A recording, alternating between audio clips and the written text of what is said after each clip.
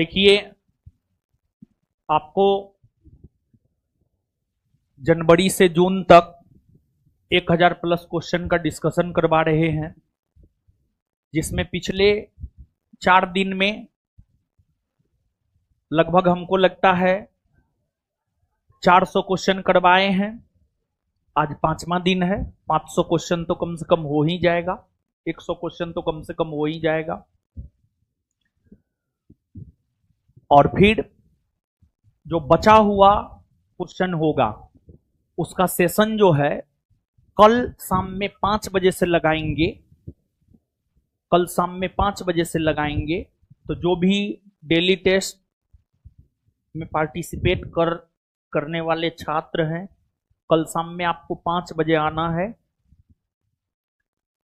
और फिर जो है 5 से वही 9-10 बजे तक हमको लगता है खत्म हो जाएगा। खत्म कर देना है कल शाम में 5 बजे से जो भी टाइम लगे खत्म कर देंगे। कल 9 बजे तक हम टारगेट लेंगे, 9:30-10 बजे तक खत्म कर देंगे सारा कुछ। अब आइए आज के सेशन की जो है हम लोग शुरुआत करते हैं। ये जो चित्र है, इस पे एगो तो मेरा चित्र है, उसको तो आप जानबे करते हैं, ठीक है।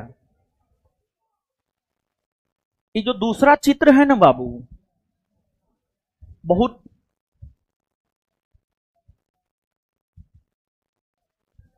सख्त महिला है और इसका नाम है एनालेना बेयरबाख।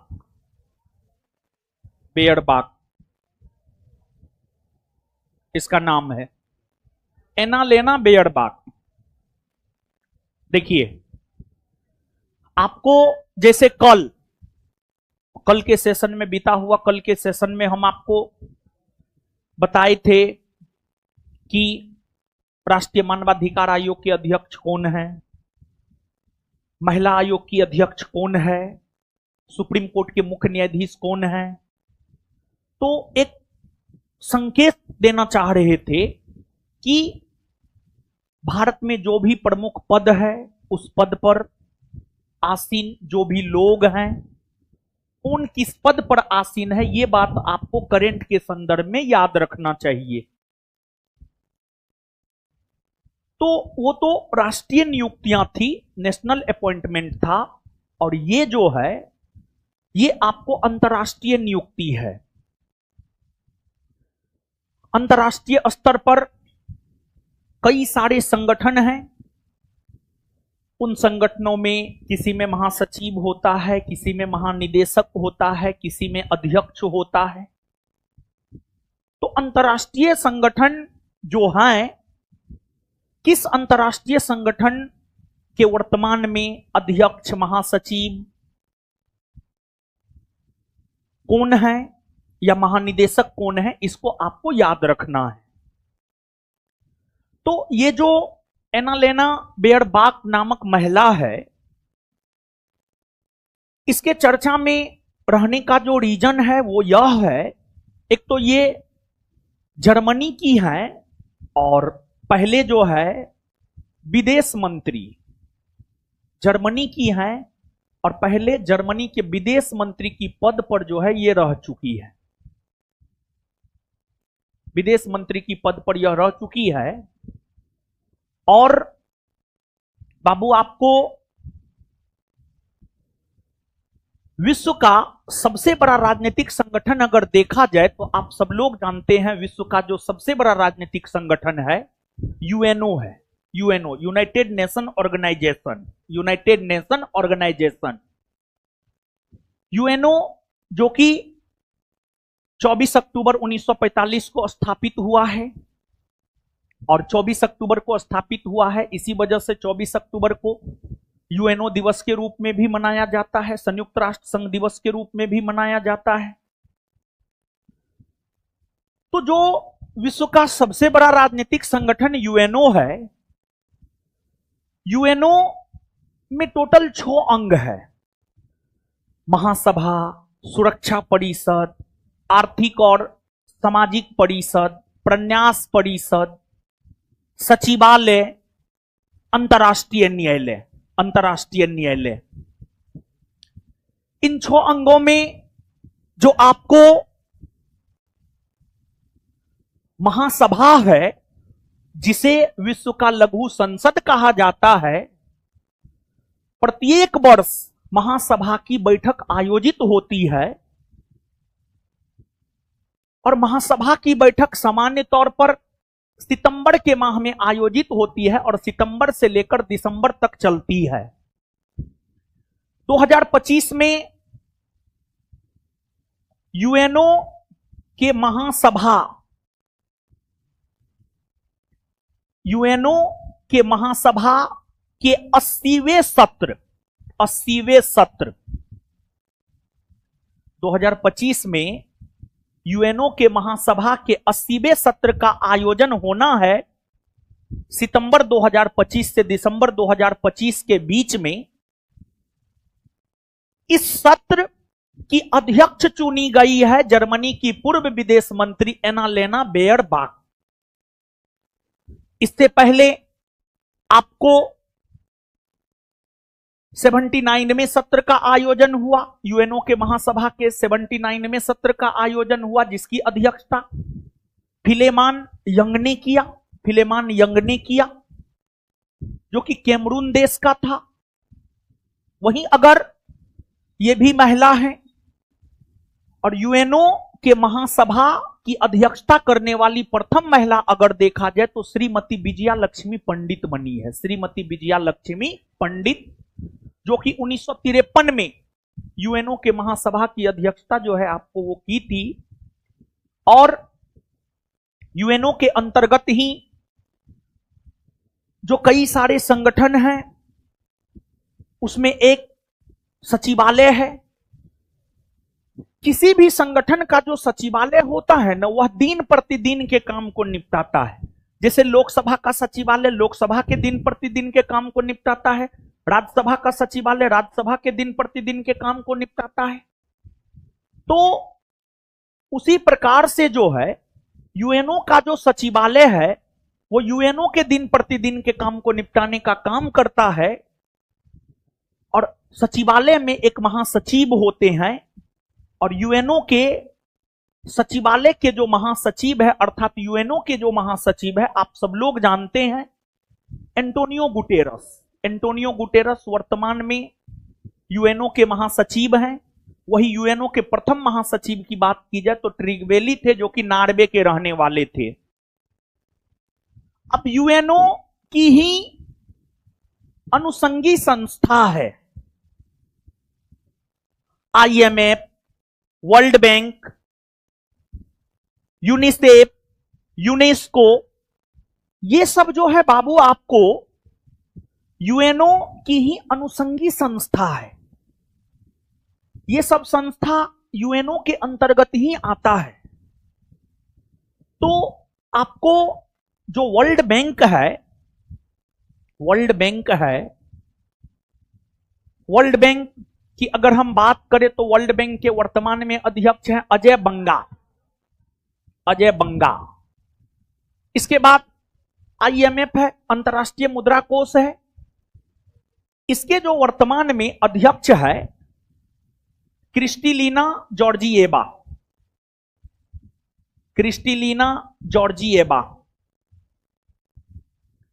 फिर इसके बाद एक संगठन है आपको यूनिसेफ।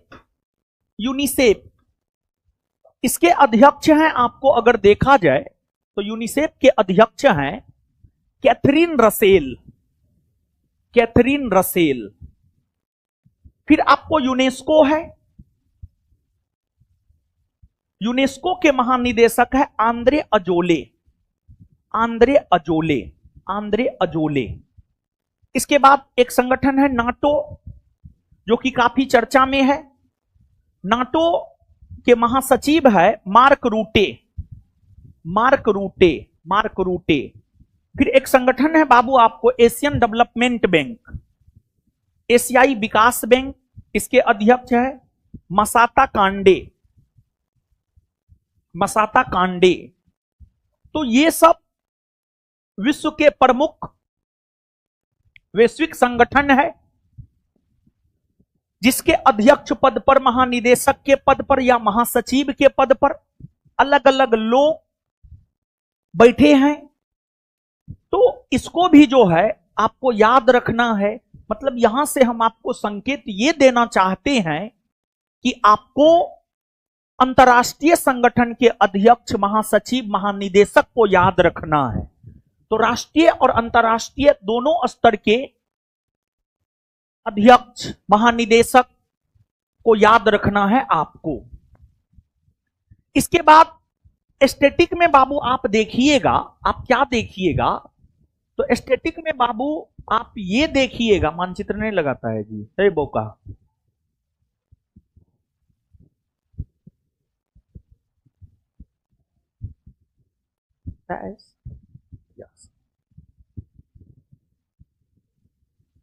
अब आप देखिएगा बाबू, स्टैटिक में स्पेशली बिहार पुलिस जैसे एग्जाम में आप देखेंगे संगठनों का मुख्यालय पूछा जाता है। जैसे आपको गेट है, गेट जिसके स्थान पर अब WTO आ गया है, वर्ल्ड ट्रेड ऑर्गेनाइजेशन आ गया है। गेट हो या वर्ल्ड ट्रेड ऑर्गेनाइजेशन हो, गेट हो या विश्व व्यापार संगठन हो, दोनों का मुख्यालय जेनेवा में है। जेनेवा स्विट्जरलैंड में है। और जेनेवा में कई सारे संगठनों का मुख्यालय है। रेड क्रॉस का मुख्यालय जेनेवा में है, विश्व स्वास्थ्य संगठन का मुख्यालय जेनेवा में है, अंतर्राष्ट्रीय श्रम संगठन का मुख्यालय जेनेवा में है। फिर इसके बाद एक है आपको विश्व पर्यटन संगठन, विश्व पर्यटन संगठन का मुख्यालय मैड्रिड स्पेन में है। फिर आपको यूएनओ है, यूनाइटेड नेशन ऑर्गेनाइजेशन है, उसका मुख्यालय न्यूयॉर्क में है। फिर आपको वर्ल्ड बैंक है, इसका मुख्यालय वाशिंगटन डीसी में है। IMF है, इसका मुख्यालय वाशिंगटन डीसी में है। यूनिसेफ है, यूनिसेफ का मुख्यालय यूनिसेफ का मुख्यालय न्यूयॉर्क में है। फिर यूनेस्को है, यूनेस्को का मुख्यालय पेरिस में है। फिर आपको नाटो है, नाटो का मुख्यालय ब्रुसेल्स में है। एशियन डेवलपमेंट बैंक है, इसका मुख्यालय मनीला में है। इसके अलावे अरब लीग है, अरब लीग एक संगठन है, उसका मुख्यालय जो है काहिरा में है। फिर आपको ओपेक है, उसका मुख्यालय वियना में है। राष्ट्रमंडल है, उसका मुख्यालय जो है आपको लंदन में है। फिर आपको आसियान है, आसियान का मुख्यालय जकार्ता में है। सार्क है, सार्क का मुख्यालय काठमांडू में है। तो ये सब विश्व के प्रमुख अंतर्राष्ट्रीय स्तर के संगठन है और हर संगठन का मुख्यालय अलग अलग शहरों में है। तो स्टैटिक के अंतर्गत इन संगठनों के मुख्यालय को जो है आपको निश्चित तौर पर याद रखना चाहिए, ऐसा हमको लगता है। तो अब आ जाइए बाबू, अब हम लोग आते हैं क्वेश्चन पे।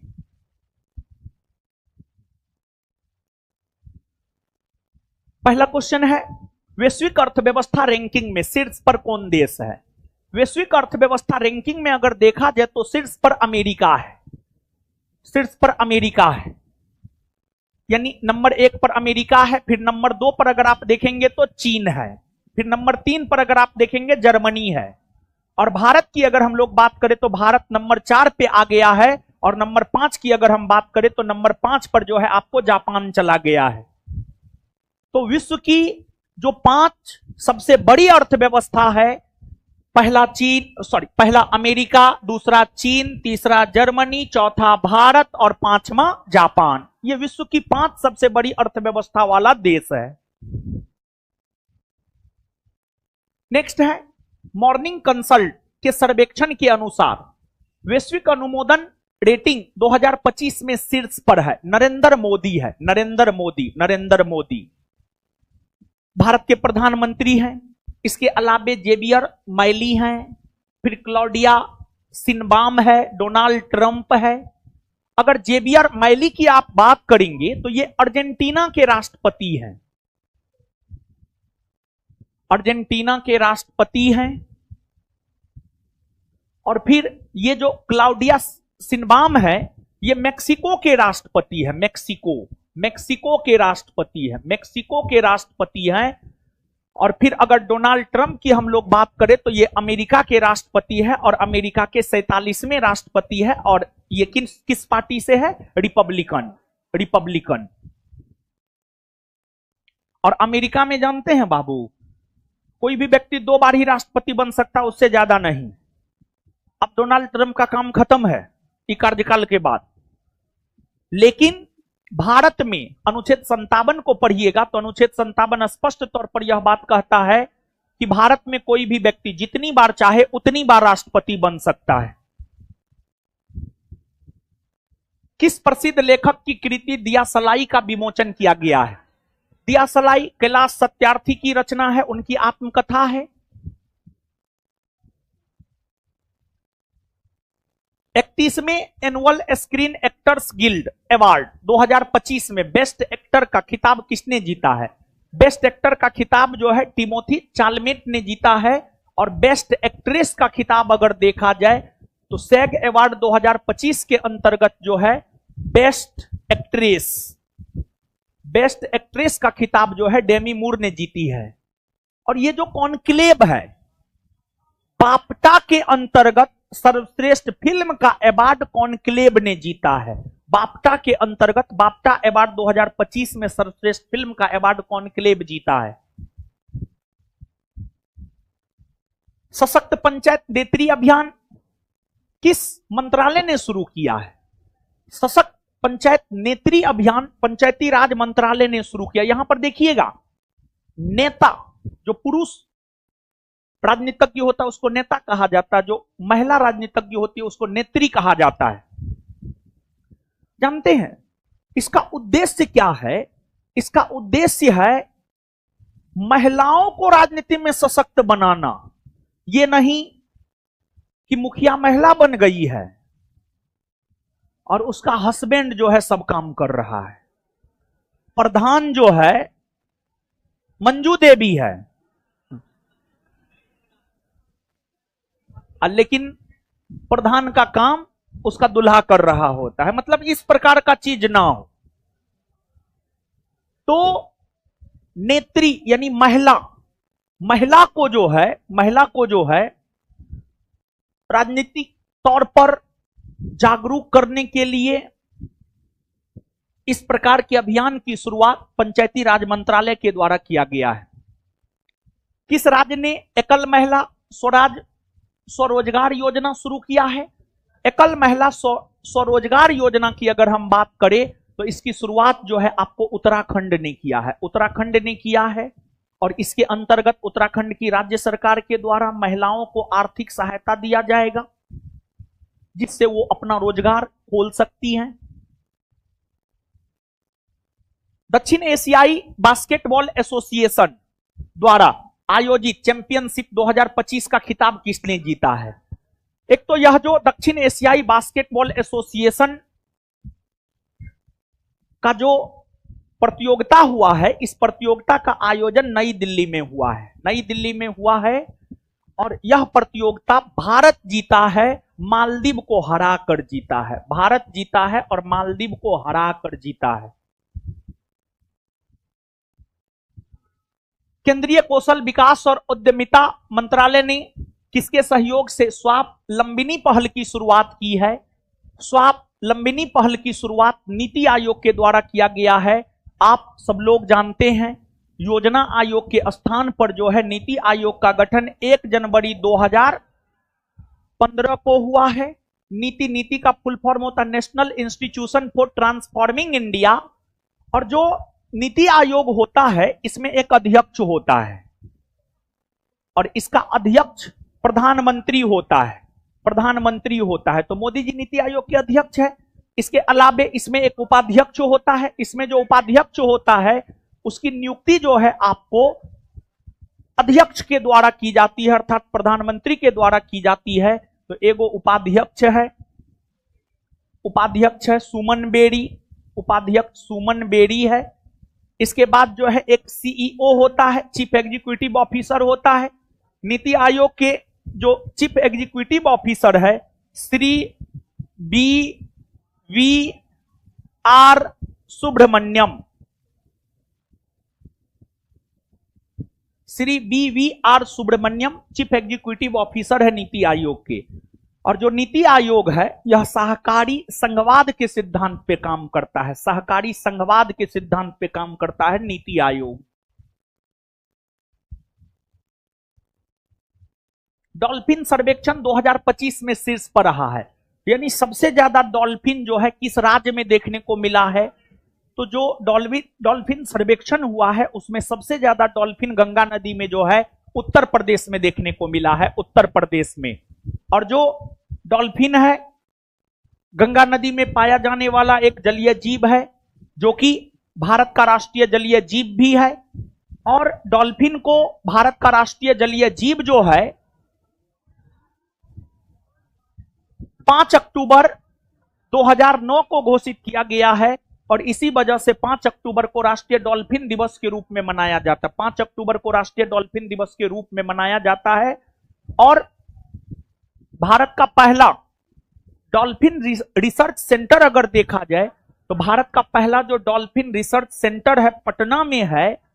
आप एनआईटी घाट पे जाइए, पटना कॉलेज के कैंपस पर ही, पटना विश्वविद्यालय के कैंपस में ही जो है आपको एनआईटी घाट पर डॉल्फिन रिसर्च सेंटर है, समझ गए। मार्च 2025 की एक रिपोर्ट के अनुसार जैव ईंधन उत्पादन में भारत विश्व में किस स्थान पर है? भारत तीसरा स्थान पर है। जानते हैं बाबू, जैव ईंधन से जो है कार्बन का उत्सर्जन कम होता है, जैव ईंधन से कार्बन का उत्सर्जन कम होता है और फिर प्रदूषण कम होता है। एक प्रकार से आप कहिए तो जैव ईंधन अच्छा ईंधन माना जाता है। तो जैव ईंधन के उत्पादन में भारत तो तीसरा स्थान पर है, लेकिन पहला स्थान पर अगर देखा जाए तो पहला स्थान पर यूएसए है, दूसरा स्थान पर ब्राजील है और तीसरा स्थान पर अपना देश जो है आपको भारत है। तीसरा स्थान पर अपना देश भारत है। भुगतान सुरक्षा शिखर सम्मेलन 2025 का आयोजन कहां किया गया है? इसका आयोजन मुंबई में हुआ है, मुंबई। खेलो इंडिया विंटर गेम्स 2025 का आयोजन 9 से 12 मार्च कहां किया जाएगा? देखिए बाबू, होना था लद्दाख में, शुरू भी लद्दाख में हुआ, लेकिन वहां पर कम बर्फबारी होने के वजह से जो है गेम करवाना मुश्किल था। तो फिर जाकर के जम्मू कश्मीर के गुलमर्ग में यह गेम करवाया गया, जम्मू कश्मीर के गुलमर्ग में यह गेम करवाया गया और इसका उत्तर हो जाएगा जम्मू कश्मीर। जम्मू कश्मीर। किस देश ने ग्रीन ट्रांजिशन अलायंस इंडिया पहल की घोषणा की है? ग्रीन ट्रांजिशन अलायंस इंडिया पहल की घोषणा जो है आपको डेनमार्क के द्वारा किया गया। डेनमार्क की राजधानी कहां है? कोपेनहेगन। और स्कैंडिनेवियन देश में डेनमार्क आता है। डेनमार्क हो गया, नॉर्वे हो गया, स्वीडन हो गया, ये सब स्कैंडिनेवियन देश की श्रेणी में आता है। स्कैंडिनेवियन एक पर्वत है, उस पर्वत का विस्तार प्रत्यक्ष या अप्रत्यक्ष तौर पर जिन भी देशों में है वो देश स्कैंडिनेवियन देश की श्रेणी में आता है। और भी रीजन है इसके पीछे। होबर्स इंडिया लीडरशिप अवार्ड में आइकॉन ऑफ एक्सेलेंस अवार्ड से किन्हें सम्मानित किया गया है? जय शाह। जल स्वच्छता और आरोग्य के क्षेत्र में सहयोग को बढ़ावा देने के लिए भारत सरकार ने किसके साथ ज्ञापन पर हस्ताक्षर किया है? नेपाल के साथ। और नेपाल भारत के उत्तर में है, इसके साथ जो है आपको बिहार भी सीमा बनाता है। बिहार की अंतरराष्ट्रीय सीमा नेपाल के साथ ही लगा हुआ है। दूसरा, विविधता का अमृत महोत्सव 2025 का उद्घाटन कहां किया गया? राष्ट्रपति भवन में। अब राष्ट्रपति भवन में किया गया है तो स्वाभाविक सी बात है राष्ट्रपति भवन में इसका उद्घाटन कौन किया होगा? राष्ट्रपति ने किया होगा और राष्ट्रपति श्रीमती द्रौपदी मुर्मू के द्वारा जो है इसका उद्घाटन किया गया है। प्रित्जर पुरस्कार 2025 का विजेता कौन है? देखिए, प्रित्जर पुरस्कार की अगर हम लोग बात करें तो यह पुरस्कार जो है आर्किटेक्ट के क्षेत्र में दिया जाता है, वास्तुकला। यह पुरस्कार जो है आर्किटेक्ट वास्तुकला के क्षेत्र में दिया जाता है।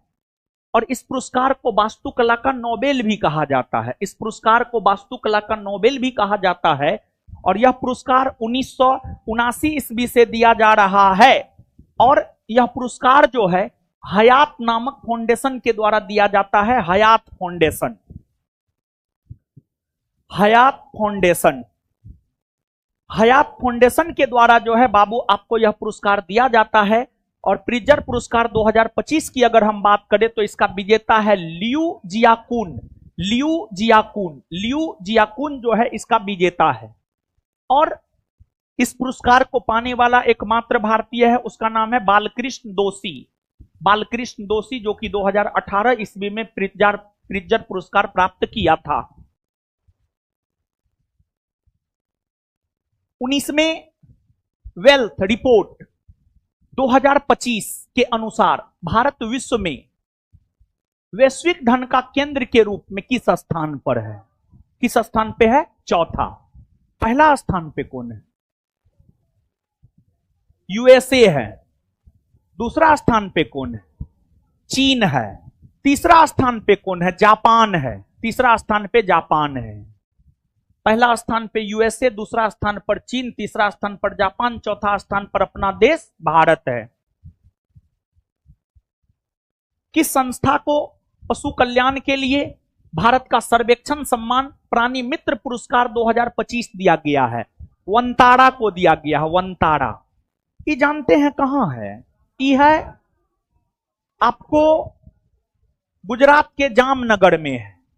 गुजरात के जामनगर में है और इसमें जो है हाथी को संरक्षण दिया जाता है और हाथी का अस्पताल भी है। हाथी का अस्पताल भी है, इसमें हाथी का अस्पताल भी है। हाथी की देखभाल की जाती है और जो है इसको चलाता है मुकेश अंबानी का बेटा अनंत अंबानी। और अनंत अंबानी जो है एक रिपोर्टर, इंडिया टुडे के एक रिपोर्टर को जो है घुमा रहा था, तो उस दौरान जो है वो हाथी को खाने वाला खिचड़ी जो है ना, कहा टेस्ट करके देखिए थोड़ा कैसन लगता है, समझ गए? तो वंताड़ा खाया था, हाँ खाया था। दुनिया का पहला एआई संचालित क्रॉनिक नेत्र रोग स्क्रीनिंग कार्यक्रम नैना मित्रम 2.0 किस राज्य ने लॉन्च किया है? नैना मित्रम 2.0 कार्यक्रम जो है केरला ने लॉन्च किया है। केरल ने लॉन्च किया है। और केरल की अगर आप बात करेंगे तो केरल जो है समुद्री सीमा बनाने वाला राज्य है। इसके समुद्री तट को हम लोग मालाबार तट कहते हैं, मालाबार तट कहते हैं, समझ गए? और जो साइलेंट वैली है केरल में ही है, जैव विविधता के लिए प्रसिद्ध है। विकसित भारत 2047 की राह, सबके लिए समृद्धि का मार्ग थीम के साथ कहां पर भारत कॉलिंग कॉन्फ्रेंस 2025 का उद्घाटन किया गया है? मुंबई में किया गया है। मार्च 2025 में भारत सरकार ने किस कंपनी को नवरत्न कंपनी का दर्जा दिया है?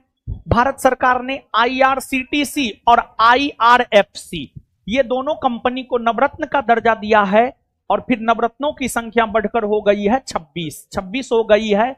और यह दोनों रेलवे से जुड़ा हुआ संगठन है, रेलवे से जुड़ा हुआ संगठन है।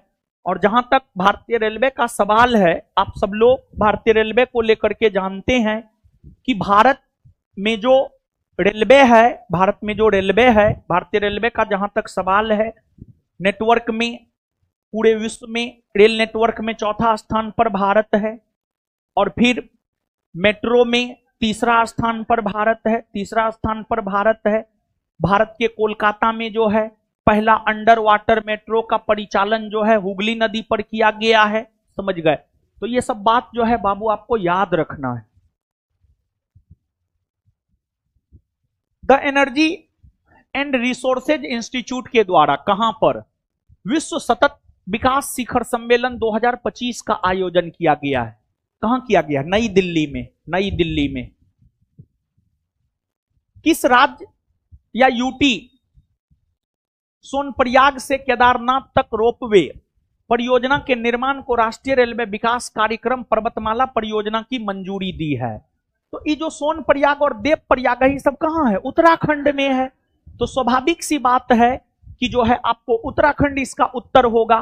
देखिए प्रयाग, थोड़ा सा आप समझिएगा यहां पर। प्रयाग, प्रयाग किसे कहते हैं जानते हैं? दो नदियों के संगम, दो नदियों के संगम, दो नदियों के संगम को हम लोग प्रयाग कहते हैं। जैसे देव प्रयाग है, रुद्र प्रयाग है, कर्ण प्रयाग है, विष्णु प्रयाग है, नंद प्रयाग है, ये सब प्रयाग है। और ये सब गंगा नदी से जुड़ा हुआ प्रयाग है, समझ गए? तो आपको एक नदी है अलकनंदा। अलकनंदा नदी उत्तराखंड में बहने वाली नदियों में एक प्रमुख नदी है। अलकनंदा की अगर हम बात करें तो अलकनंदा जो है उत्तराखंड में बहने वाली नदियों में एक प्रमुख नदी है अलकनंदा। अलकनंदा से भागीरथी जहां मिलती है, अलकनंदा से भागीरथी जहां मिलती है उसे हम लोग देव प्रयाग कहते हैं। अलकनंदा से भागीरथी जहां मिलती है उसे हम लोग देव प्रयाग कहते हैं। और अलकनंदा और भागीरथी जब मिलती है तो इन दोनों नदियों की संयुक्त धारा को ही हम लोग गंगा कहते हैं, गंगा कहते हैं। इसके बाद अलकनंदा जब मंदाकिनी से मिलती है तो अलकनंदा मंदाकिनी से मिलती है रुद्रप्रयाग में। कहां मिलती है? रुद्रप्रयाग में, रुद्रप्रयाग में मिलती है। फिर अलकनंदा नदी आपको, अलकनंदा नदी जब नंदाकिनी से मिलती है, नंदाकिनी नदी से मिलती है तो उसे हम लोग नंद प्रयाग कहते हैं, नंद प्रयाग, नंद प्रयाग कहते हैं। फिर अलकनंदा जब धौली गंगा से मिलती है, अलकनंदा जब धौली गंगा से मिलती है तो उसे हम लोग विष्णु प्रयाग कहते हैं, उसे हम लोग विष्णु प्रयाग, विष्णु प्रयाग कहते हैं, विष्णु प्रयाग। इसके बाद एक और बच रहा है, अलकनंदा जब पिंडार से मिलती है, अलकनंदा जब पिंडार नदी से मिलती है तो उसे हम लोग कहते हैं कर्ण प्रयाग, उसे हम लोग कर्ण प्रयाग कहते हैं। इसमें हमेशा कंफ्यूजन होते रहता है। तो देखिए एक तरफ अलकनंदा है, दूसरे तरफ अलग अलग नदी है, यानी भागीरथी, मंदाकिनी, नंदाकिनी, धौली गंगा, पिंडार, ये सब अलकनंदा की सहायक नदी है, ये सब अलकनंदा की सहायक नदी है। तो इस प्रयाग को जो है आप याद रखिएगा, देव प्रयाग हो, रुद्र प्रयाग हो, नंद प्रयाग हो, विष्णु प्रयाग हो, कर्ण प्रयाग हो, ये सब उत्तराखंड में है। और यहां पर जो केदारनाथ है, केदारनाथ भी उत्तराखंड में है। आगे आइए। डिजिटल अधिकार संगठन एक्सेस नाउ के रिपोर्ट के अनुसार वर्ष 2024 में सबसे ज्यादा इंटरनेट शटडाउन किस देश में हुआ है? सबसे ज्यादा इंटरनेट शटडाउन जो है म्यांमार में हुआ है, म्यांमार में हुआ है। और इस रिपोर्ट के अनुसार अगर आप देखिएगा तो भारतीय राज्यों में सबसे ज्यादा शटडाउन कहां हुआ है? तो भारतीय राज्यों में सबसे ज्यादा शटडाउन हुआ है मणिपुर में। भारतीय राज्यों में सबसे ज्यादा शटडाउन कहां हुआ है? तो भारतीय राज्यों में सबसे ज्यादा शटडाउन मणिपुर में हुआ है। सार्वजनिक स्वास्थ्य देखभाल पर 9वें राष्ट्रीय शिखर सम्मेलन का आयोजन कहां किया गया है? ओडिशा के पुरी में। भारत के पहले विश्व शांति केंद्र का उद्घाटन कहां किया गया है? भारत के पहले विश्व शांति केंद्र का उद्घाटन जो है गुरुग्राम में किया गया है। और इस शांति केंद्र का नेतृत्वकर्ता जैन मुनि है, उसका नाम है लोकेश। जैन मुनि है, जैन धर्म को मानने वाला एक ऋषि है लोकेश मुनि, वही जो है इसका नेतृत्व करेगा। किस राज्य में सेवा मुक्त युद्धपोत INS गुलदार को भारत का पहला जलमग्न संग्रहालय बनाया जाएगा? महाराष्ट्र, महाराष्ट्र। उष्णकटिबंधीय चक्रवात राय, सेरू और अल्फ्रेड किस महासागर में आया है? यह चक्रवात जो है दक्षिणी प्रशांत महासागर में आया है, दक्षिणी प्रशांत महासागर। किस कंपनी का ब्लू घोस्ट अंतरिक्ष यान चंद्रमा पर सॉफ्ट लैंडिंग किया है? Firefly aerospace. फायरफ्लाई एरोस्पेस का कंपनी का ब्लू घोस्ट अंतरिक्ष यान चंद्रमा पर सॉफ्ट लैंडिंग किया है? अमेरिका का है ये, अमेरिका का कंपनी है ये। Guinness book of world records में महाकुंभ 2025 से कितने रिकॉर्ड शामिल किए गए हैं? 19,000 लोगों के झाड़ू लगाने का रिकॉर्ड, हाँ। 8 घंटा में सबसे ज्यादा लोगों द्वारा हैंड प्रिंट पेंटिंग करने का, हाँ। 4 अलग अलग स्थानों पर 360 लोगों द्वारा सफाई करने का रिकॉर्ड, हाँ। आंसर होगा उपरोक्त सभी। रणजी ट्रॉफी 2025 का खिताब किसने जीता है? आप सब लोग जानते हैं कि जो रणजी ट्रॉफी है क्रिकेट जगत से संबंधित है, और रणजी ट्रॉफी 2025 विदर्भ जीता है। किसको हराकर जीता? केरल को हराकर जीता है।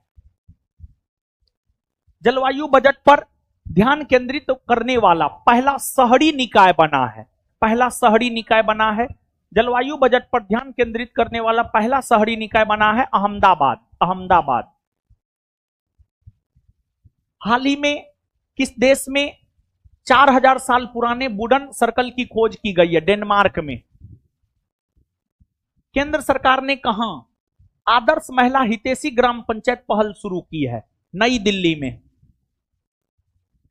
फीफा ने विश्व कप 2026 से किन किन देशों को प्रतिबंधित किया है?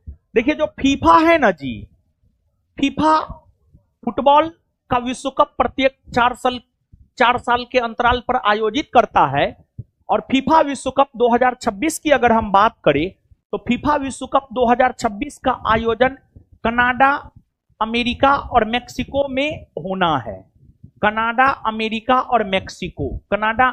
और मेक्सिको में जो है फीफा विश्व कप 2026 का आयोजन होना है। और फीफा ने विश्व कप 2026 से जिन देशों को प्रतिबंधित किया है वो है रूस, पाकिस्तान और कांगो। न्यूकुम यूलो उत्सव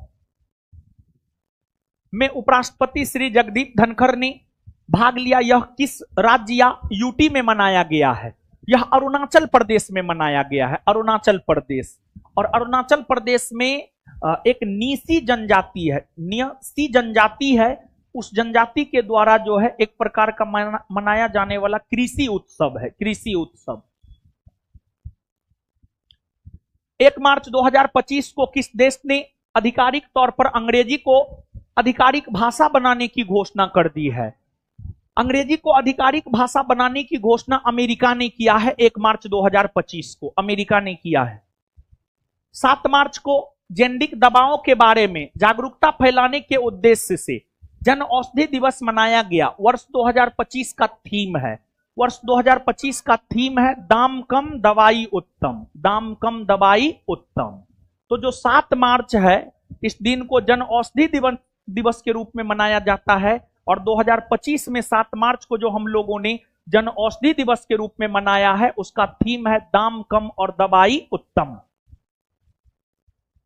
S&P ग्लोबल सस्टेनेबिलिटी रैंकिंग 2025 में शामिल होने वाला भारत का एकमात्र बैंक है यस बैंक। किस प्रदेश के रुषिकोंड बीच का ब्लू फ्लैग प्रमाणन अस्थायी रूप से निलंबित किया गया है? आंध्र प्रदेश। पुरानी भारतीय समुद्री निर्माण तकनीक से निर्मित सिला हुआ जहाज कहां लॉन्च किया गया है? गोवा में। जर्मनी के नए चांसलर कौन बने हैं? जर्मनी के नए चांसलर बने हैं फ्रेडरिक मर्ज। भारतीय प्रतिभूति और विनिमय बोर्ड सेबी के अध्यक्ष कौन बने? तुहिन कांता पांडे। यमांडू ओरसी कहां के राष्ट्रपति बने हैं? उरुग्वे के राष्ट्रपति बने हैं। उरुग्वे। जानते हैं एगो बात जानिए, मानचित्र न लगाया पगला कहीं का। रक्षा मंत्री राजनाथ सिंह ने रक्षा मंत्रालय की अर्धवार्षिक किस हिंदी पत्रिका के पहले संस्करण का विमोचन किया है? सशक्त भारत। राष्ट्रपति द्रौपदी मुर्मू ने धोलावीरा का दौरा किया। यह स्थल किस द्वीप पर स्थित है? धोलावीरा द्वीप जो है खादीर द्वीप पर है, खादीर द्वीप पर है। और यह खादीर द्वीप जो है आपको गुजरात में है, गुजरात में है। खादीर द्वीप हो गया। खादीर द्वीप के बाद जो है अगर आपको देखा जाए तो आलिया बेट द्वीप हो गया, आलिया बेट द्वीप हो गया। आलिया बेट द्वीप के बाद जो है आपको खादिया बेट द्वीप हो गया, खादिया बेट द्वीप हो गया। ये सब द्वीप अगर देखा जाए तो ये सब द्वीप जो है आपको गुजरात में ही है। वही अगर सालसेट द्वीप की अगर आप बात करेंगे तो सालसेट द्वीप पर जो है आपको मुंबई बसा हुआ है, मुंबई जो है आपको सालसेट द्वीप पर बसा हुआ है। और सालसेट द्वीप पर जो मुंबई शहर बसा हुआ है वहां की आबादी 2 करोड़ के आसपास है। और सालसेट द्वीप जो है विश्व का सबसे बड़ा मानव आबादी वाला द्वीप है, विश्व का सबसे बड़ा मानव आबादी वाला द्वीप है। और मुंबई सालसेट द्वीप पर ही बसा हुआ है। और मुंबई को सूती वस्त्रों की राजधानी नगर कहा जाता है, भारत का आर्थिक राजधानी कहा जाता है। मुंबई एक बंदरगाह नगर भी है, मुंबई को भारत का प्रवेश द्वार भी कहा जाता है। और मुंबई बंदरगाह भारत का सबसे बड़ा बंदरगाह है, मुंबई बंदरगाह भारत का सबसे बड़ा बंदरगाह है। और जहां तक बाबू बंदरगाह का सवाल है, भारत में 13 बड़े बंदरगाह हैं। कांडला बंदरगाह गुजरात में कच्छ के खाड़ी में है, मुंबई बंदरगाह महाराष्ट्र में है। मुंबई बंदरगाह के भार को कम करने के लिए ही नाहबा सोबाया जवाहरलाल नेहरू बंदरगाह का निर्माण किया गया है। जो नाहबा सोबाया जवाहरलाल नेहरू बंदरगाह है वो महाराष्ट्र में ही है।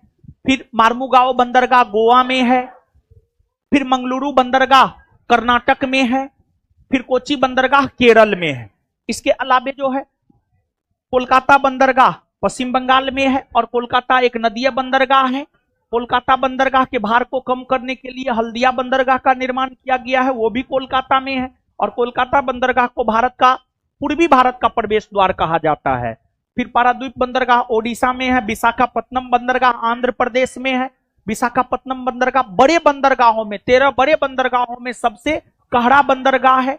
फिर इसके बाद जो है आपको एन्नौर चेन्नई तूतीकोरिन बंदरगाह जो है आपको तमिलनाडु में है। और भारत का सबसे प्राचीनतम बंदरगाह है चेन्नई बंदरगाह।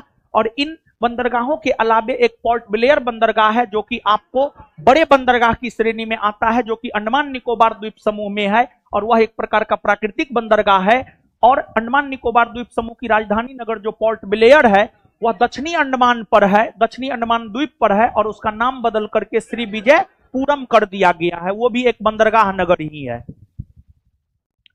और यहां पर बाबू धोलावीरा, धोलावीरा एक हड़प्पाई स्थल है, धोलावीरा एक हड़प्पाई स्थल है और यह गुजरात में है। और आजादी के बाद जितने भी हड़प्पाई स्थलों का उत्खनन हुआ है उसमें सबसे ज्यादा हड़प्पाई स्थलों का उत्खनन गुजरात में ही हुआ है। तो हड़प्पा सभ्यता से जब भी किसी भी एग्जाम में प्रश्न आता है तो वहां से ये आता है कौन वस्तु की प्राप्ति कहां से हुई है। तो जब भी आप हड़प्पा सभ्यता पढ़िए तो इस बात को जरूर याद रखिए, हाँ फलना चीज फलना जगह से मिला है, चिल्ला चीज चिल्ला जगह से मिला है। जैसे आपको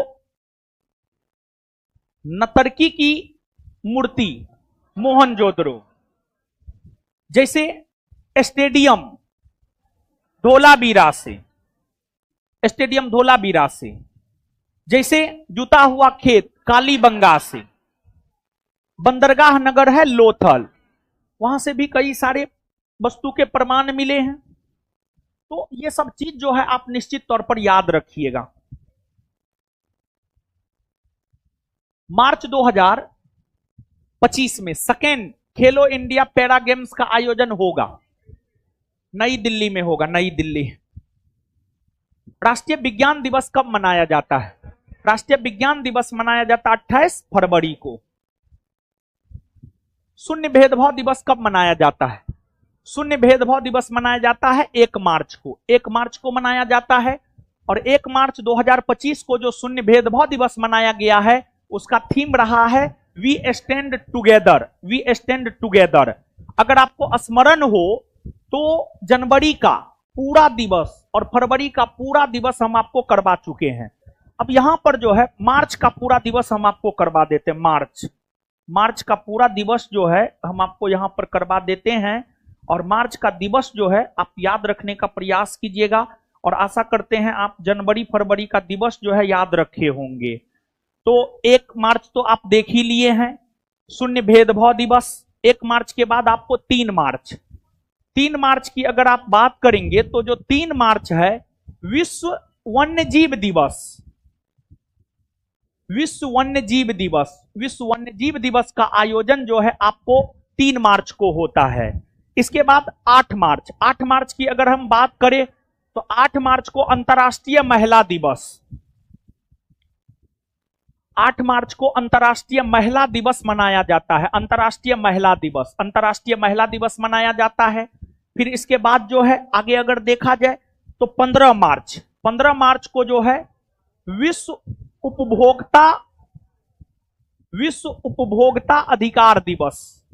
विश्व उपभोक्ता अधिकार दिवस जो है आपको 15 मार्च को मनाया जाता है।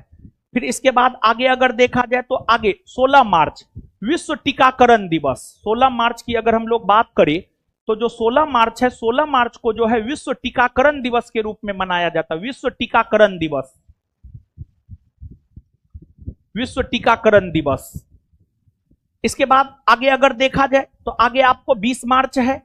20 मार्च को विश्व गौरैया दिवस मनाया जाता है। विश्व गौरैया दिवस जो है आपको 20 मार्च को मनाया जाता है। इसके बाद जो है आपको 21 मार्च को जो है विश्व वन दिवस मनाया जाता है। विश्व वन दिवस मनाया जाता है 21 मार्च को। फिर इसके बाद जो है आपको 22 मार्च है। 22 मार्च की अगर आप बात करेंगे तो 22 मार्च को बिहार दिवस मनाया जाता है। और आप सब लोग ये बात जानते हैं कि बंगाल का विभाजन होकर के बिहार का गठन 22 मार्च 1912 को हुआ था। बंगाल का विभाजन होकर के बिहार का गठन 22 मार्च 1912 को हुआ था। इसी वजह से 22 मार्च को बिहार दिवस के रूप में मनाया जाता है। 22 मार्च के बाद जो है आगे अगर देखा जाए तो आगे जो है आपको 23 मार्च है भगत सिंह सुखदेव राजगुरु का बलिदान दिवस। फिर 24 मार्च है। 24 मार्च की अगर आप बात करेंगे तो 24 मार्च को विश्व क्षय रोग दिवस यानी टीबी दिवस। विश्व क्षय रोग दिवस। और फिर आपको 27 मार्च है, और 27 मार्च की अगर आप बात करेंगे तो विश्व रंगमंच दिवस। 27 मार्च को जो है आपको विश्व रंगमंच दिवस मनाया जाता है। तो ये जो दिवस मनाया जाता है मार्च में, जनवरी फरवरी पहले बता दिए थे, मार्च हम आपको अभी बता दिए हैं, तो इसको भी जो है आप याद रखने का प्रयास कीजिएगा। आशा करते हैं आप ये बात लिखे होंगे। अब आइए एक एक करके हम लोग याद करते हैं। शून्य भेदभाव दिवस कब मनाया जाता है? शून्य भेदभाव दिवस, विश्व वन्यजीव दिवस, अंतर्राष्ट्रीय महिला दिवस, विश्व उपभोक्ता अधिकार दिवस, विश्व टीकाकरण दिवस, इसके बाद विश्व गौरैया दिवस, विश्व वन दिवस, बिहार दिवस, इसके बाद विश्व क्षय रोग दिवस, विश्व रंगमंच दिवस। तो इसको याद रखिएगा। अब आगे आइएगा।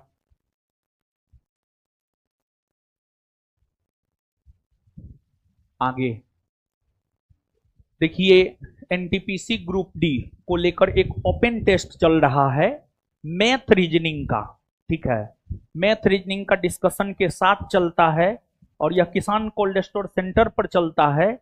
प्रत्येक संडे को ही चलता है। 13 जुलाई को चलता है। समय है 4 बजे से, और यह है फ्री फॉर ऑल स्टूडेंट। समझ गए? सबके लिए फ्री है, आइए दीजिए। ठीक है, इतना कुछ फ्री में करते हैं, तैयो जो है ना कुछ जो चाटुकार विद्यार्थी सब है, चाटुकार विद्यार्थी समझते हैं, जैसे मीडिया चाटुकार होता है वैसे विद्यार्थी सब भी चाटुकार है। जैसे गोदी मीडिया होता है वैसे विद्यार्थी सब भी गोदी हो गया है। समझ गए? और जैसे कुछ अंधभक्त पत्रकार सब होता है वैसे विद्यार्थी सब भी कुछ अंधभक्त होता है। ठीक है, ज्यादा कुछ नहीं बोलेंगे, ज्यादा बोलेंगे विवाद हो जाता है। इंस्टीट्यूट, देखिए ज्यादा बोलते हैं विवाद इसलिए हो जाता है क्योंकि हम सत्य बोलते हैं, ठीक है, और सत्य बात जो है ना मिर्ची की तरह लगता है। अब बहुत विद्यार्थी को लगेगा क्या ये तो आलोचना कर रहा है ना, आलोचना हम क्यों करेंगे किसी का। विचार एवं अभिव्यक्ति मेरा फंडामेंटल राइट है, किसी भी चीज पर हम विचार रख सकते हैं, चाहे बीपीएससी आंदोलन को लेकर विचार हो, बीपीएससी का मामला जब कोर्ट में गया उसको लेकर के विचार हो, एकदम रखा जा सकता, क्यों नहीं रखेंगे, एकदम रखेंगे। सबूत देने की बात की गई थी, क्यों नहीं दी गई, दिया जाना चाहिए था। कलेजा फेफड़ा सब बेचने की बात की गई थी, कम से कम सबूते दे देते, ठीक है। तो मेरा अपना विचार होता है, हम आलोचना किसी का क्यों करेंगे, हमको आलोचना करने का अधिकार थोड़े है किसी का, ठीक है, सिर्फ विचार रखने का अधिकार है, हम अपना विचार रखते हैं। इंस्टीट्यूट फॉर, तो देखिए एक बात जान लीजिए, पर्दा के पीछे और पर्दा के आगे बड़ी अंतर होता है, ठीक है। भोली भोली भाली बिहार की जनता, भोले भाले बिहार के स्टूडेंट को कैसे ठगा जाता है, गुमराह, हाँ ठगना भी कह सकते हैं, ठीक है, ठगना भी कह सकते हैं, ठीक है। तो खैर ठीक है, सबका अपना अपना है, ठीक है। Institute for Economic and Peace द्वारा जारी इंडेक्स में शीर्ष पर, कौन इंडेक्स में, इंडेक्स गायब है, समझ गए, टेररिज्म इंडेक्स, टेररिज्म इंडेक्स, आतंकवादी सूचकांक, टेररिज्म इंडेक्स, टेररिज्म इंडेक्स, आतंकवादी सूचकांक। Institute for Economic and Peace द्वारा जारी इंडेक्स में, टेररिज्म इंडेक्स में शीर्ष पर कौन देश रहा है, यानी कौन देश जो है आतंकवाद को ज्यादा बढ़ावा देता है, कौन देश आतंकवाद को ज्यादा बढ़ावा देता है, आतंकवाद को ज्यादा बढ़ावा देता है बुर्किना फासो, बुर्किना फासो पहला स्थान पे है, दूसरा स्थान पर पाकिस्तानी है, तीसरा स्थान पर सीरिया है, तीसरा स्थान पर सीरिया है। भारत का रैंकिंग अगर देखा जाए तो 14वां है।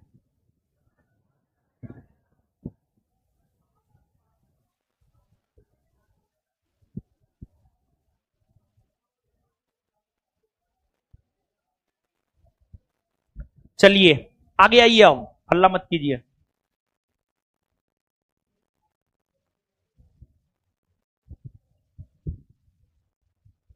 YouGov इंडिया वैल्यू रैंकिंग 2025 में शीर्ष पर कौन सी कंपनी रही है, अमेजॉन रही है, अमेजॉन।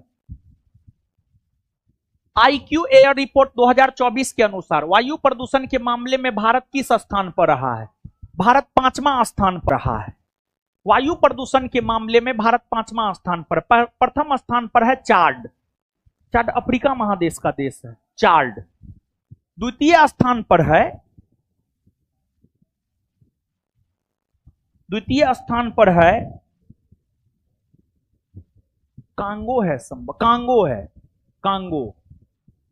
तीसरा स्थान पर है बांग्लादेश, बांग्लादेश, और चौथा स्थान पर है आपको पाकिस्तान, पाकिस्तान, और 5वां स्थान पर है भारत, 5वां स्थान पर है आपको भारत, 5वां स्थान पर है भारत।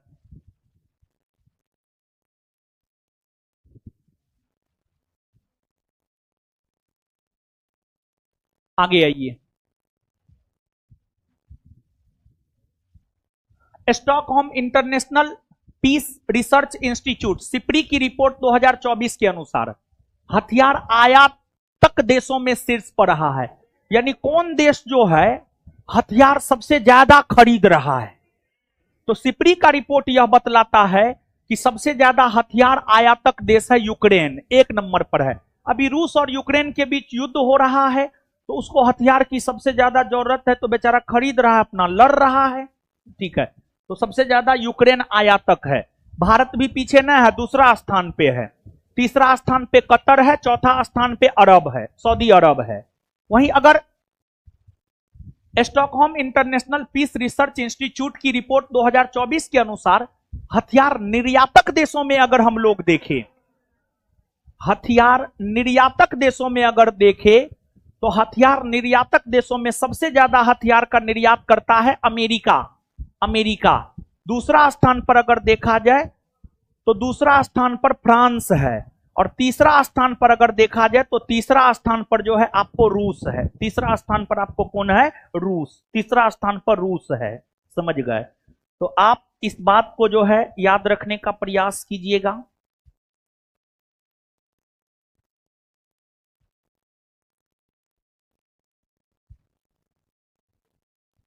अरे अमेरिका का काम यह है, दो देश के बीच युद्ध लड़ाना, हथियार बेचना, पैसा कमाना। ठीक है, अमेरिका के चक्कर में किसी को नहीं पड़ना चाहिए, क्योंकि अमेरिका दोहरे चरित्र का है। समझ गए? और जो भी दोहरे चरित्र का हो उसके चक्कर में एकदम मत पड़िए, चाहे कोई भी हो। विश्व का सबसे बड़ा सड़क नेटवर्क में शीर्ष पर कौन सा देश रहा है? देखिए, जहां तक सड़क नेटवर्क का सवाल है, सड़क नेटवर्क में जो है प्रथम स्थान पर है यूएसए, और द्वितीय स्थान पर है अपना देश भारत। द्वितीय स्थान पर है अपना देश भारत। 26वें entrepreneur of the year India 2024 का अवार्ड किन्हें दिया गया है? नितिन कामत को दिया गया। नितिन कामत को दिया गया है। और ये जो 26वें entrepreneur of the year India award 2024 है, इसमें लाइफ टाइम अचीवमेंट अवार्ड, इसमें लाइफ टाइम अचीवमेंट अवार्ड की अगर हम लोग बात करें तो केवी कामत को दिया गया है। फिर जो है आपको उद्यमी सीईओ ऑफ ईयर, उद्यमी सीईओ ऑफ ईयर का अवार्ड अगर देखा जाए तो अनीश शाह को मिला है, और डॉक्टर एस सोमनाथ को जो है विशेष जूरी अवार्ड मिला है। विशेष जूरी अवार्ड, विशेष जूरी अवार्ड मिला है। समझ गए?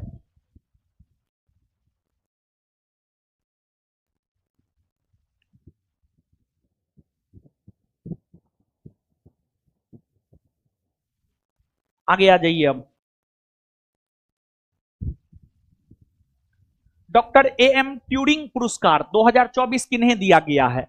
ये जो ट्यूरिंग पुरस्कार है, ये पुरस्कार जो है कंप्यूटर के क्षेत्र में दिया जाता है।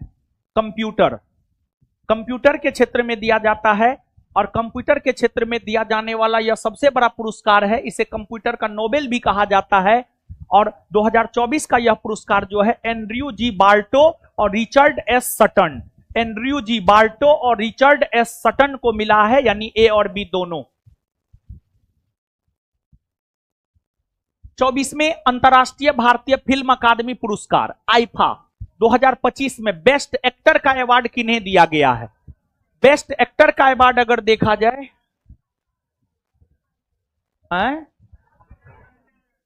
कार्तिक आर्यन।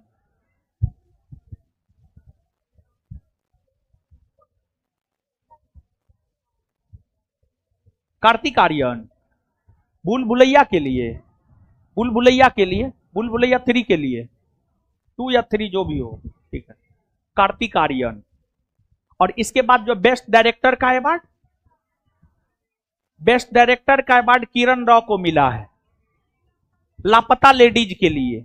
और आईफा 2025 के अंतर्गत जो है बेस्ट फिल्म का अवार्ड लापता लेडी को मिला है, लापता लेडी को मिला है। अब बेस्ट एक्ट्रेस का award Nitanshi Goyal, best actress का अवार्ड जो है नितांशी गोयल को मिला है लापता लेडीज में ही अभिनय करने के लिए। जो महिला गुम हुई थी वही ना थी? हाँ वही थी। समझ गए?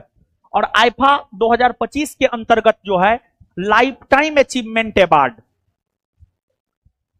लाइफ टाइम अचीवमेंट अवार्ड की अगर हम लोग बात करें तो राकेश रोशन को मिला है। राकेश रोशन को मिला है। तो इसको आप जरूर याद रखिएगा। आईफा 2025 के अंतर्गत बेस्ट एक्टर का अवार्ड कार्तिक आर्यन को भूल भुलैया में काम करने के लिए, बेस्ट एक्ट्रेस का अवार्ड नितांशी गोयल को लापता लेडीज में काम करने के लिए, बेस्ट फिल्म का अवार्ड लापता लेडीज को, और बेस्ट डायरेक्टर का अवार्ड किरण राव को लापता लेडीज का डायरेक्शन करने के लिए, और lifetime achievement award Rakesh Roshan को मिला है।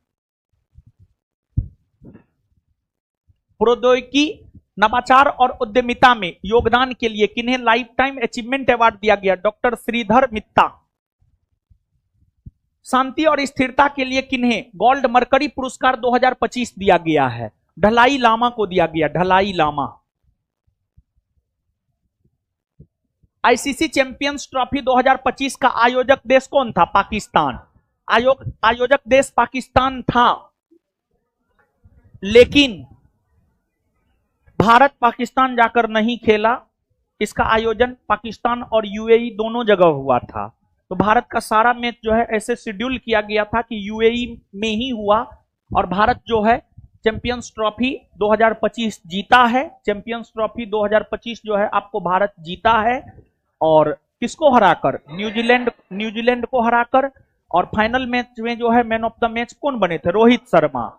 और ओवरऑल इस ट्रॉफी का मैन ऑफ द सीरीज कौन बना था? सचिन रवीन, न्यूजीलैंड का। अच्छा खेला था। 12वां सैन्य अभ्यास खंजर 2025 का आयोजन भारत और किस देश के बीच होगा? भारत और किर्गिस्तान। भारत और किर्गिस्तान। नौसेना अभ्यास बोंगोस सागर 25 के चौथे संस्करण का आयोजन कहां किया जाएगा? बंगाल की खाड़ी में। पीएम सूर्य घर योजना को स्थापित करने में शीर्ष पर कौन रहा है? कौन रहा है?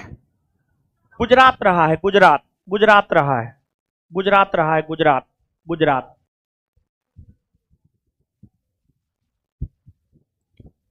मूडीज ने, एक क्वेश्चन पहले भी आया है, वित्त वर्ष 2025-26 में भारत की जीडीपी वृद्धि दर कितना रहने का अनुमान लगाया है? 6.5%। है 6.4 है। हाँ सॉरी 6.4, हाँ 6.4 होगा, सही है बोले, हम ही गलत बोले। किस स्पेस एजेंसी ने पंच मिशन लॉन्च किया है? कौन लॉन्च किया है पंच मिशन? नासा। कौन लॉन्च किया है? NASA, NASA, NASA, NASA, NASA. आगे है, किस मंत्रालय ने पीएम युवा 3.0 कार्यक्रम लॉन्च किया है? पीएम युवा 3.0 कार्यक्रम अगर देखा जाए तो यह जो है शिक्षा मंत्रालय के द्वारा लॉन्च किया गया। शिक्षा मंत्रालय के द्वारा। ऊर्जा साक्षरता अभियान को किसने शुरू किया है? टाटा पावर ने। टाटा पावर ने। किस राज्य सरकार की सभी नगर निगमों को सौर ऊर्जा से संचालित किया जाएगा? उत्तर प्रदेश, उत्तर प्रदेश, उत्तर प्रदेश। और नगर निगम की अगर आप बात करेंगे तो ये शहरी निकाय है, और देश में सर्वप्रथम नगर निगम की स्थापना कहां हुई थी? देश में सर्वप्रथम नगर निगम की स्थापना हुई थी मद्रास में। कहां हुई थी? मद्रास। कब हुई थी? 1688। 1688।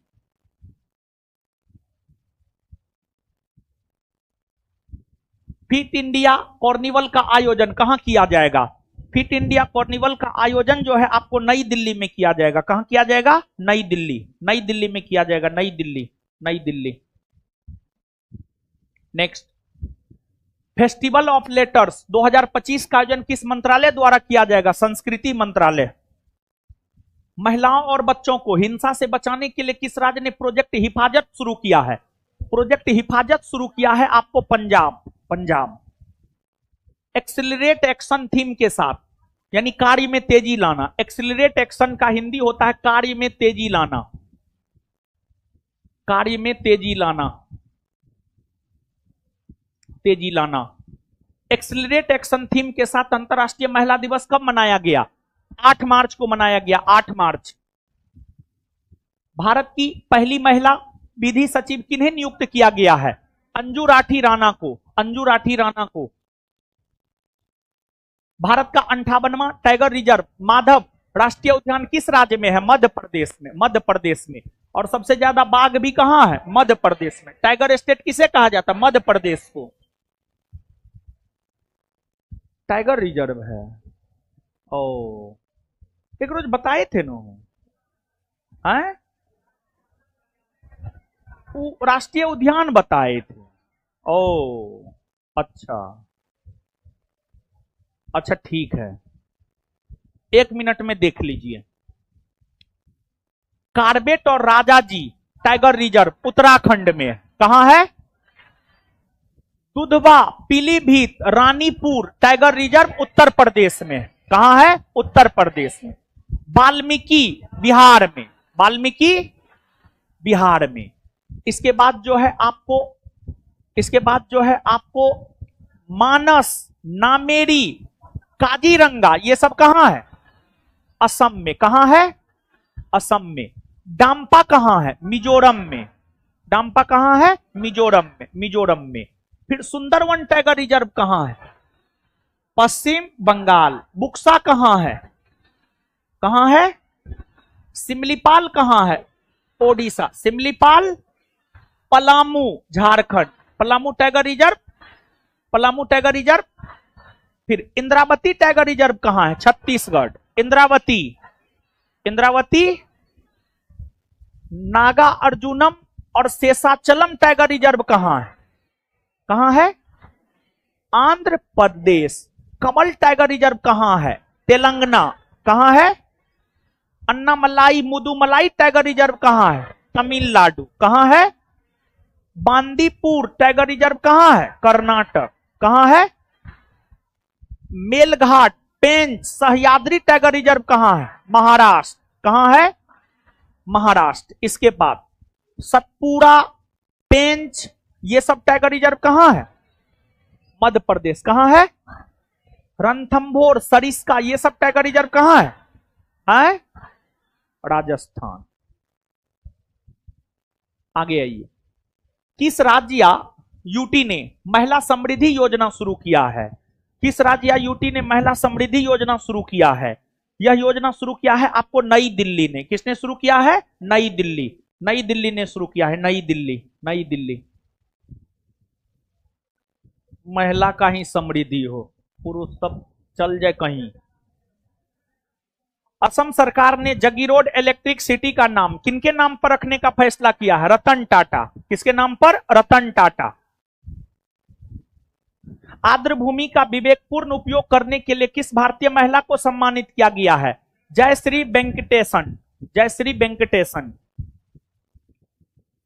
12 मार्च 2025 को मॉरिशस के स्थापना दिवस पर मुख्य अतिथि कौन थे? मॉरिशस के स्थापना दिवस पर मुख्य अतिथि जो है आपको नरेंद्र मोदी थे। और मॉरिशस के स्थापना दिवस पर 2 बार नरेंद्र मोदी मुख्य अतिथि रहे हैं। पहली बार 2015 में और दूसरी बार 2025 में। पहली बार 2015 में और दूसरी बार जो है आपको 2025 में। दूसरी बार 2025 में।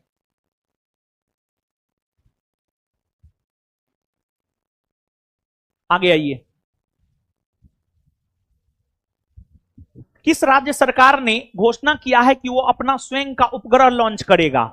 असम ने। असम ने यह घोषणा किया है कि वह अपना स्वयं का उपग्रह लॉन्च करेगा और असम यह काम इसरो के मदद से करेगा। ISRO, Indian Space Research Organisation की मदद से करेगा। इसरो की स्थापना कब हुई है? 1969 में। इसके वर्तमान में अध्यक्ष कौन है?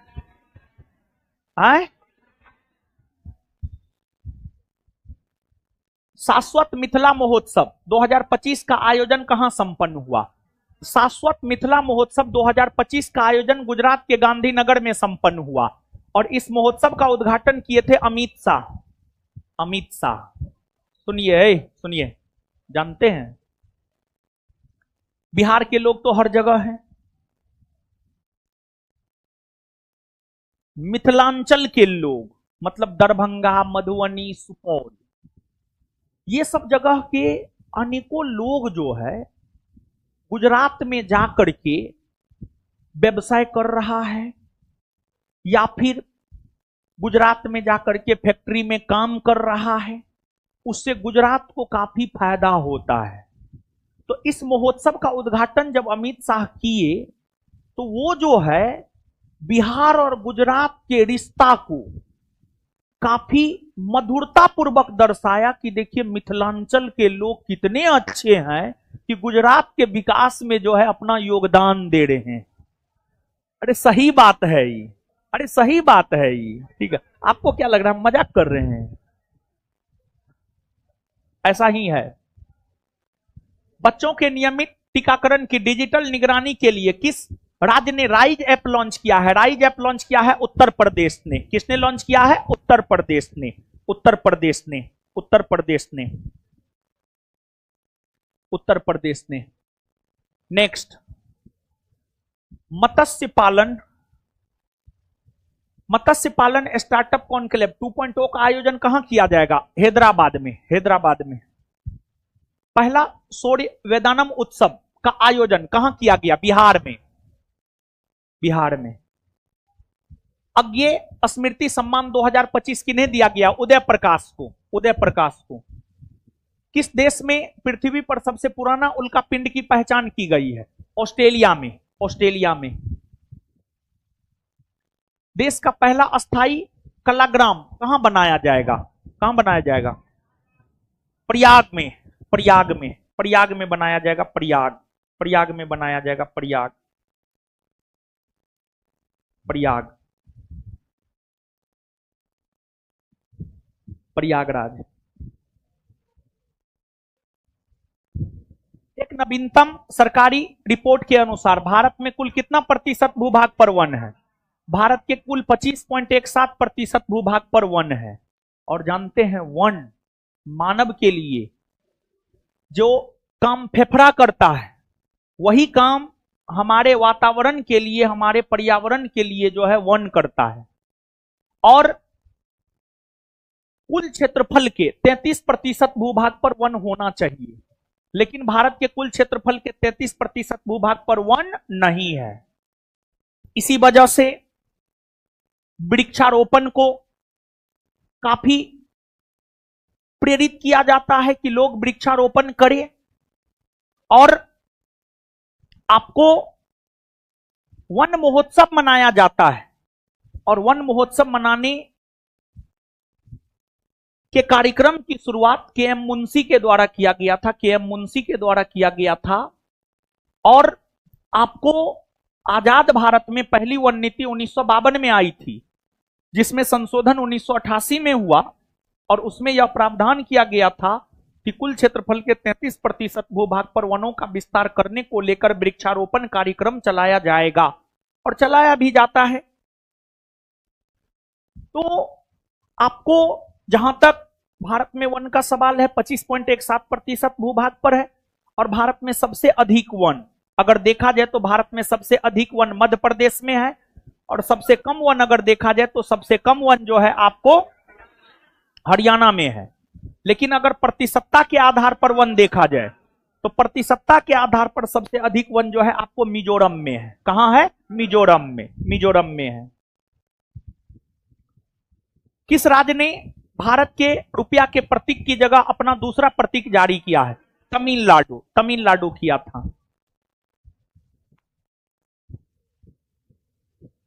उष्णकटिबंधीय चक्रवात अल्फ्रेड ने कहां तबाही मचाया है? ऑस्ट्रेलिया में तबाही मचाया है, ऑस्ट्रेलिया। कहां पर पयोधी मिल्क बैंक का शुभारंभ किया गया है? एम्स दिल्ली में, एम्स दिल्ली में किया गया है, एम्स दिल्ली। 2025 के विश्व जूनियर शतरंज चैंपियनशिप का खिताब कौन जीता है? प्रणब वेंकटेश, प्रणब वेंकटेश, प्रणब वेंकटेश, प्रणब वेंकटेश। जल स्थिरता सम्मेलन 2025 का आयोजन कहां किया गया है? नई दिल्ली में, नई दिल्ली में। किस राज्य सरकार की विधानसभा ने सर्च इंजन लॉन्च किया है? पंजाब, पंजाब।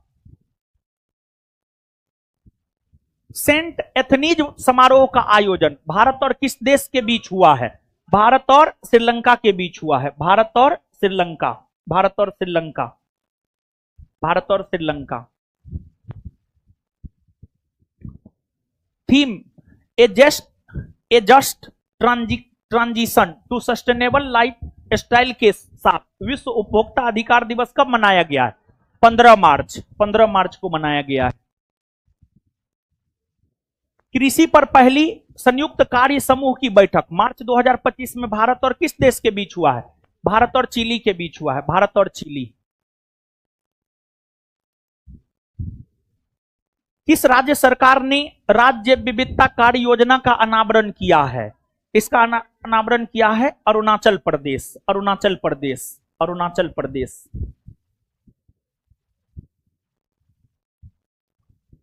एआई चैटबॉट जर्मा 3 को किसने लॉन्च किया है? गूगल ने लॉन्च किया है। गूगल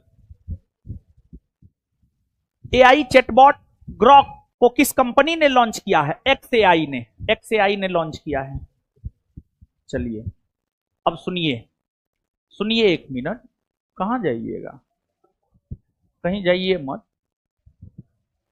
चलिए सुनिए। कल जो है, अब सुनिए 1 मिनट, स्पेशली डेली टेस्ट वाले लोग बोल रहे हैं, डेली टेस्ट वाले लोग को बोल रहे हैं जो डेली टेस्ट में पार्टिसिपेट करते हैं। देखिए डेली टेस्ट में भी 50-60% विद्यार्थी है जो आपको बिहार पुलिस का परीक्षा देने जा रहा है। हाँ या ना? एकदम हाँ, ठीक है, एकदम हाँ। तो आपको जो है, एक तो करेंट का क्लास 500 क्वेश्चन हो गया है, 550 और बाकी है। कल शाम में 5 बजे से क्लास लगेगा। कल शाम में करंट का क्लास कितने बजे से लगेगा? 5 बजे से, और 9 साढ़े 9 बजे तक खत्म कर देंगे। कल करंट को खत्म कर देंगे और फिर परसों संडे को रात में 8 बजे से यूट्यूब चैनल पर हिस्ट्री के 100 क्वेश्चन, पॉलिटी के 100 क्वेश्चन और ज्योग्राफी के 100 क्वेश्चन लेकर आ रहे हैं। और बिहार पुलिस एग्जाम को ध्यान में रखते हुए, और मैराथन क्लास होगा। अब कितने देर का होगा वो हमको भी नहीं पता है। 300 क्वेश्चन डिस्कशन खत्म हो जाएगा, क्लास खत्म हो जाएगा, ठीक है। तो यही है। और जो भी डेली टेस्ट वाले लोग हैं, आप लोग ऑफलाइन बोल रहे हैं, और ऑनलाइन भी डेली टेस्ट एप्लीकेशन पर भी ये क्लास लाइव है डेली टेस्ट में। तो डेली टेस्ट वाले जो लोग हैं, कल भी आपका है। ऐसे समान तौर पर daily test Monday to Friday चलता है। कल भी है शाम में 5 बजे से करंट का क्लास, और परसों हिस्ट्री, पॉलिटी, ज्योग्राफी के 300 क्वेश्चन का डिस्कशन जो है हम आपके साथ रात में 8 बजे से यूट्यूब चैनल पर करेंगे। तो एप्लीकेशन पर जो बच्चा लाइव है वो लोग, आप लोग जो है आप कर लीजिएगा, यूट्यूब पे ही कर लीजिएगा। और डेली टेस्ट में वो 300 क्वेश्चन जो है हम अपलोड करवा देंगे। और आप सब लोग जो है डेली टेस्ट वाले हैं, डेली टेस्ट वाले जो भी होंगे उसको संस्थान जो है अवेलेबल करवाएगा, ठीक है। डेली टेस्ट में जिसका एडमिशन है उसको वो 300 क्वेश्चन संस्थान अवेलेबल करवाएगा। जैसे करंट का अवेलेबल करवाया है ना, वैसे वो भी अवेलेबल करवाएगा, डेली टेस्ट वाले जो बच्चे हैं, ठीक है।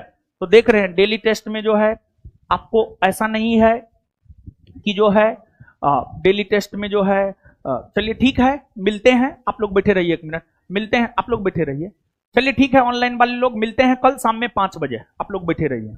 उतना बात ऑनलाइन वाला से काहे करेंगे, आप लोग से करेंगे।